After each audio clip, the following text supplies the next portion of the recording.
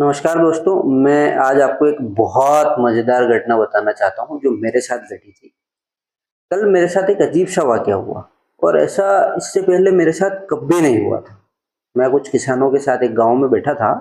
हमारी बातचीत चल रही थी और उसमें से एक व्यक्ति ने कहा कि एक अन्य व्यक्ति का ज़िक्र करते हुए कहा कि मैं आपको बताना चाहता हूँ और आप आश्चर्य करेंगे कि उस एक व्यक्ति के पास 2000 बीघा ज़मीन है और बाकी की 1000 बीघा में हमारे पूरा गाँव जिसमें 200 परिवार हैं, उन सभी के पास है।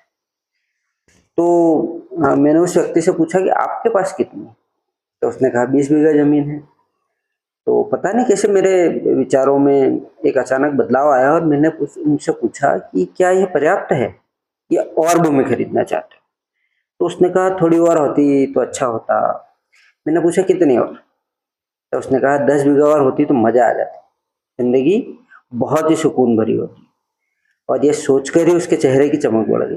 तो फिर मैंने पूछा कि जिसके पास 2000 बीघा जमीन है वो तो बड़े सुकून आनंद और मजे से जीते होंगे। अरे कहाँ, उसने कहा वो तो और भी हाय तौबा करते फिरते हैं। फिर मेरे मुंह से निकला तो फिर दोनों में फर्क ही क्या हुआ? जिसके पास 2000 है वह भी असंतुष्ट और अतृप्त है, जिसके पास 20 है वह भी असंतुष्ट और अतृप्त है। बाहरी स्तर पर दोनों में बहुत बड़ा अंतर दिखता है, परंतु आंतरिक रूप से तो दोनों ही भूखे हैं और दोनों की भूख और तृष्णा का स्तर भी समान है। भगवान न करे यदि दोनों का शरीर आज ही छूट जाए तो दोनों आंतरिक रूप से समान स्तर की तृष्णा और अतृप्ति के साथ ही मरेंगे। समान अधूरी तमन्ना, समान अपूर्ण कामना। तो फिर इसका अर्थ कहीं ना कहीं यह है कि बाहरी वस्तुओं से तृप्त हो जाने की जो समझ है, उनको लगता है कि ये सारी चीजें हो जाएगी तो मैं खुश हो जाऊंगा, ये जो हमारी समझ है वो झूठी है, गलत है।